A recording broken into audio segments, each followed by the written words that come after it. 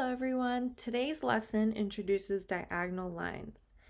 Some things to know about diagonal lines is that they are slanted and they make artwork look busy.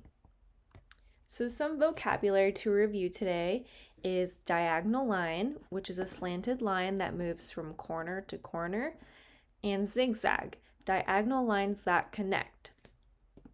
Can you spot any diagonal lines in the branches?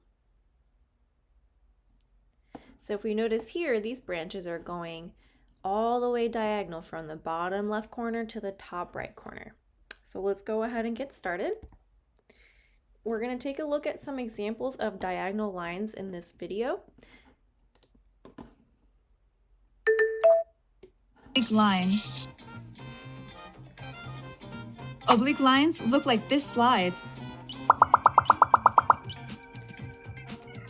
Or like this skateboarding ramp. Wow, so fast! Now here's two. Okay, so if you noticed, the video called diagonal lines oblique lines, so that's just another way to call those lines. Now we're going to read this story or watch a video of this story read aloud, and I want you to see where you can find different diagonal lines throughout the book. Rosie's Walk by Pat Hutchins.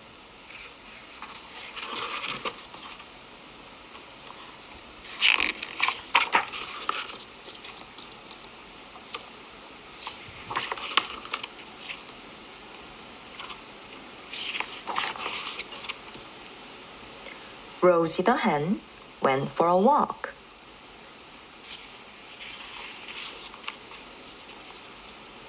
Across the yard,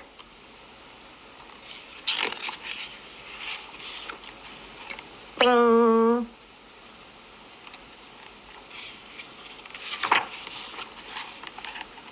around the pond, splash,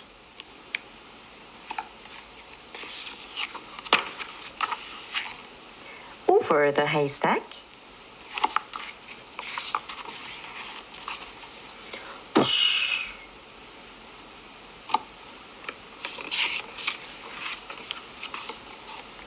past the mill,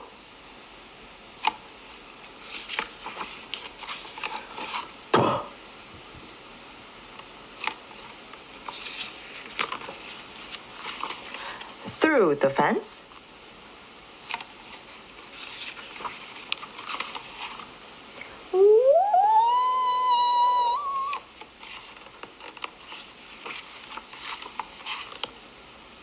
under the beehives, buzz,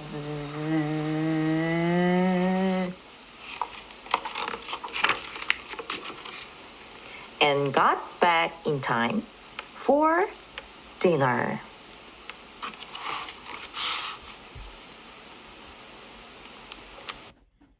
Looking at the video, you notice that there are a lot of different lines going on.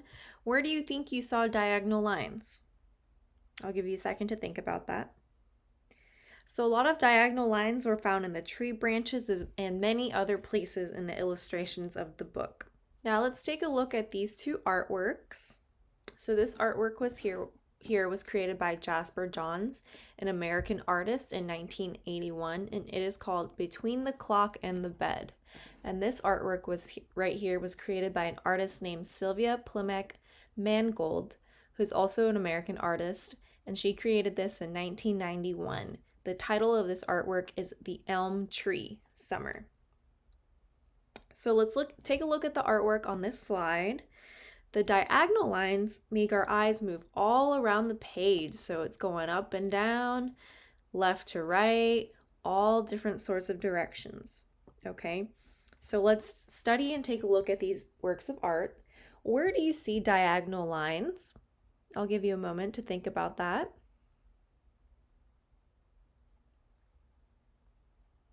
Okay, so we see diagonal lines in the tree over here. We see some in the background over here. There's a lot of different diagonal lines going on in the branches, and this one is just full of different diagonal lines, all in different colors. Now take a look around your house. Do you see any diagonal lines around your house? I see some different diagonal lines around my house. I see one right now on a lamp that I have in my house. I also see one on a painting in my house where the line is going from one corner to another corner and it's slanted. Okay, now do these artworks make you feel any sort of emotion? Do the colors make you feel any sort of emotion? So I'll give you a second to think about that. I know for me, these colors make me feel calm, especially in this picture, and the colors in this one make me feel excited because they're a little bit brighter. Do the diagonal lines make you feel a certain way? I know for this image right here, it makes me feel like I'm jumping around because my eyes are moving all sorts of directions. And for this one, the diagonal lines make me feel kind of small because I feel like I'm looking up at a tree. Now I want you to notice some similarities and differences between these two paintings. What are some things that you notice that are the same? I'll give you a minute to think about that. And then also think about some things that are different. So some things that I noticed that were the same is that both of these paintings have yellow and green in them. This one, a difference is that this image has a tree, so this is something that we can recognize. So this is something that is called something objective, and this one is non-objective because it's not really anything we can recognize. It's just a bunch of lines and colors. So let's take a look at diagonal lines. As we've already learned, diagonal lines are slanted and they give artwork a busy feeling. Now, zigzag lines are made by connecting diagonal lines. So if we see we have one diagonal line here, then one here, then one back up, and etc. It keeps going up and down to create a zigzag line. So tree branches can be diagonal lines, and a bolt of lightning creates a zigzag line. So what are some other ways that diagonal or zigzag lines occur in the world? So think about your sense of sight with your eyes. What are some things that you see out in nature that have either diagonal lines or zigzag lines?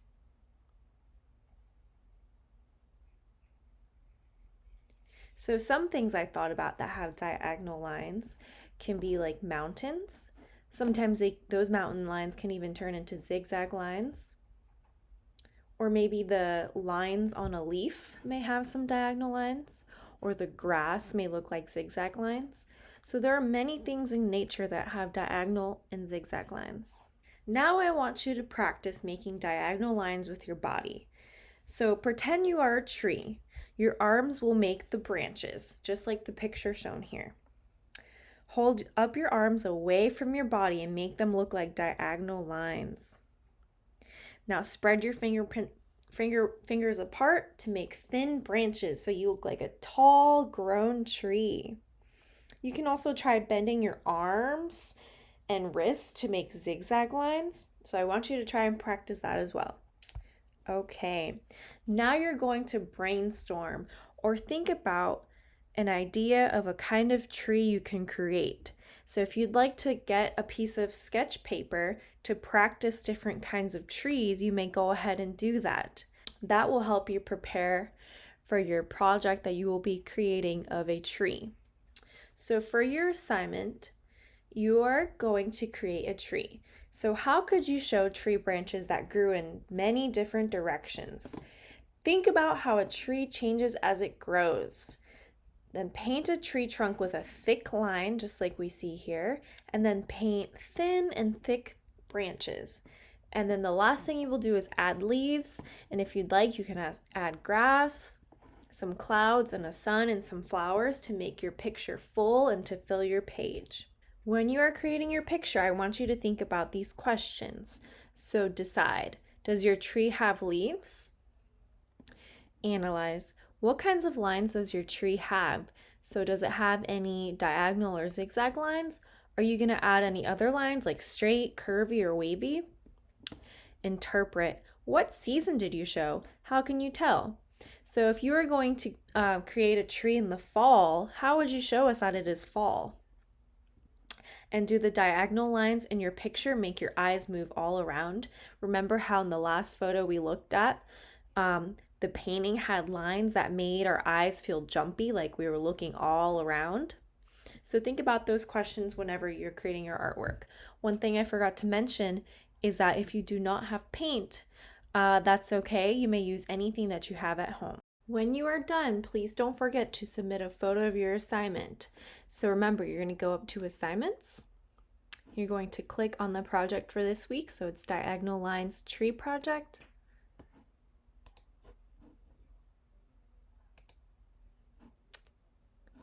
Okay.